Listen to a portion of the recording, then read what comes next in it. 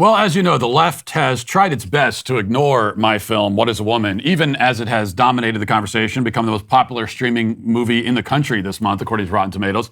That's not to say they haven't criticized the documentary. They have. It's just that they've criticized it from a safe distance and without actually watching it first. But it's come to my attention that one person on the left, or one left and one left-wing publication, did actually watch the movie. And just this one, as far as I know. Or they claim to have watched it anyway. And I would be remiss if I did not acknowledge this brave soul and honor her for her efforts. But I can only give full credit if she watches the film and then engages with it and criticizes it honestly. And it's on this last step that the writer Aaron Rook of the publication LGBTQ Nation kind of tends to falter. Still, I think it could be worthwhile to go through this critique because it shows, once again, I think, just how totally flimsy and bereft of logic the other side of this discussion truly is. While trying to debunk the film, she only manages to prove most of the major points in the film, as we'll see. So Rook delivers her commentary in a review titled, quote, "The Dangerous Deception of Matt Walsh's Documentary, What is a Woman? We watched Matt Walsh's anti-trans propaganda, so you don't have to. Spoiler alert, it's full of transphobic lies." That sounds pretty bad. Full of transphobic lies. Now, before delving into what she claims are the myths propagated by the film, Rook writes, quote, "The film is slickly produced," thank you, "and includes interviews with some reputable sources. But Walsh seems more interested in exposing these experts than actually learning from them. He also allows his anti-transgender sources to spout off dangerous disinformation unchecked." Now, that's incorrect. I was not interested in exposing them, and I did not expose them. They exposed themselves, figuratively anyway. I mean, one guy in San Francisco literally exposed himself. But as for the so-called experts, they exposed the vacuousness of their own worldview. I didn't do anything except provide them a forum for this self-destruction, and that's all we did. That was the whole point. We just asked questions. She then proceeds to list the film's most malignant myths. Now, let's go through these. These are the myths propagated in my film. It says, myth, trans people who medically transition are at increased risk of suicide. And she explains, in an effort to portray gender transition as dangerous, the film includes the assertion that transition makes people suicidal. This claim is likely rooted in a misinterpretation of the research promoted by anti-transgender psychiatrist Dr. Paul McHugh in a 2014 Wall Street Journal op-ed. But the 2011 Swedish study he references was not designed to evaluate the efficacy of gender affirmation surgeries, and its authors caution against such an interpretation. Trans journalist Kristen Williams interviewed lead author Dr. Cecilia Dejing, who expressed her frustration at the ways in which her research had been misrepresented. Quote, "I've even seen professors use my work to support ridiculous claims. I've often had to respond myself by commenting on articles, speaking with journalists, and talking about this problem at conferences. People who misuse the study always omit the fact that the study clearly states that it's not an evaluation of gender dysphoria treatment. If we look at the literature, we find that several recent studies conclude that WPATH standards of care compliant treatment decrease gender dysphoria and improve mental health." Okay, now, the fact that the authors of the study, the Swedish study, were not trying to prove that gender affirmation surgery, quote unquote, big scare quotes around that, increases suicidality, and yet they proved it anyway, only makes the results more compelling, not less. That study, no matter what the authors of the study would prefer or how they'd like us to read the data, clearly shows that trans people are the most suicidal a decade after the surgery. Again, according to the author of the study, as this article points out, this one author, that's not what she was trying to prove. That's not what she set out to do, and yet she proved it. So these are results that cut against the biases, apparently, of the people who conducted the study, which just makes the results all the more convincing. This is what the data shows, plain as day. And that's why in this attempt to debunk the, quote, myth, the writer never actually says outright that the claim about suicidality is wrong. She cautions against misinterpretation, but does not attempt to refute it because she can't. And that's because the data is clear.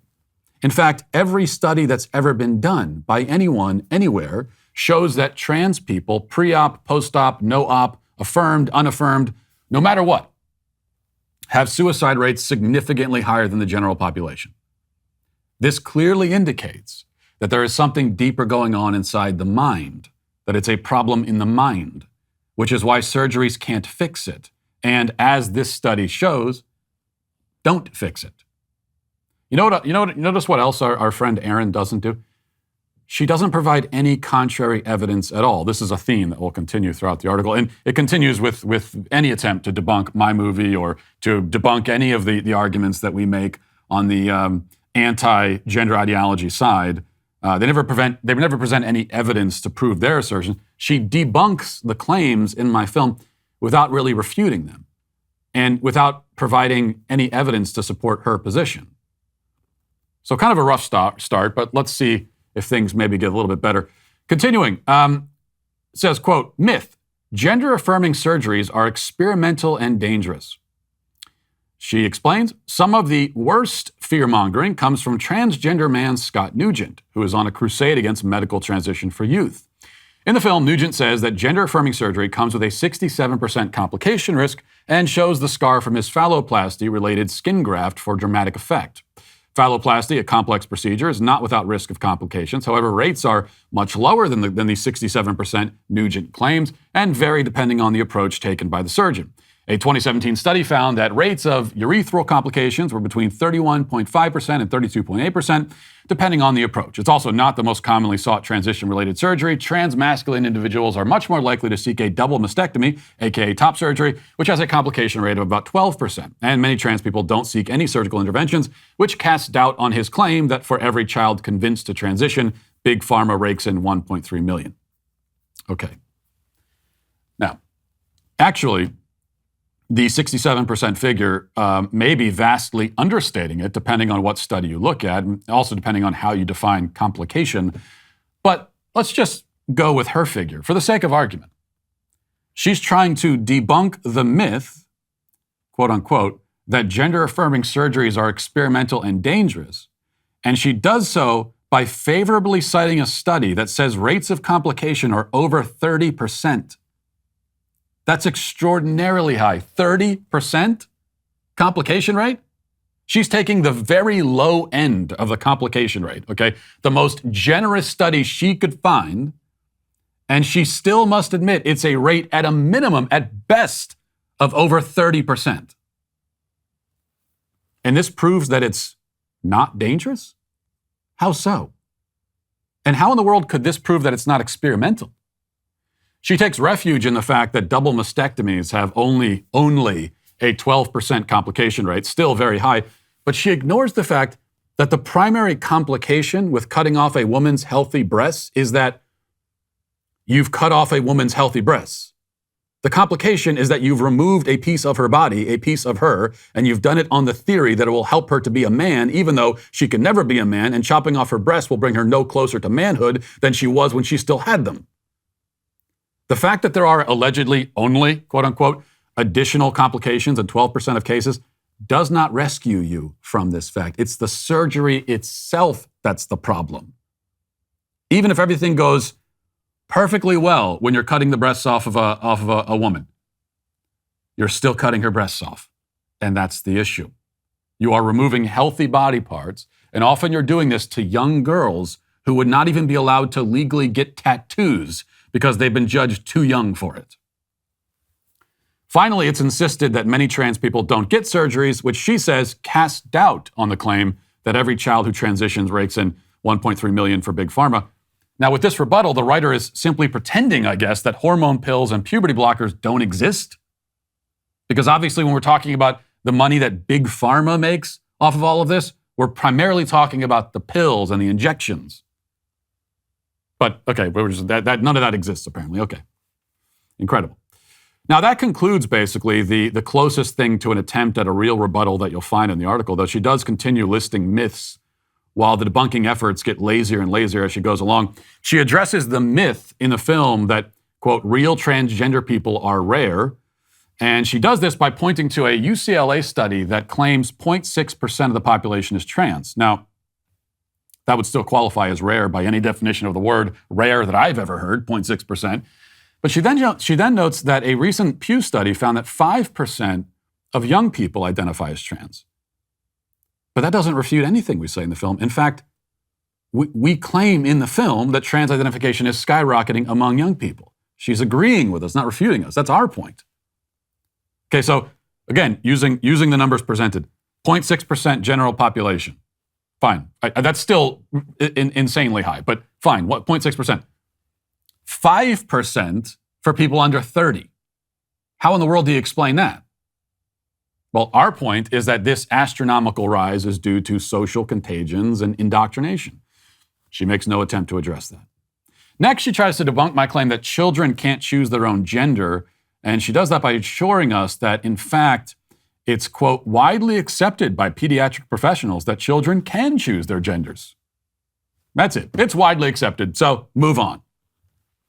Now, it's true. It is widely accepted. And one of the main points of our film is to reveal that this wide acceptance is not rooted in any coherent underlying logic. Like, I totally agree that it's widely accepted. That's one of the reasons we made the movie. But what we're trying to discover is, why is it so widely accepted?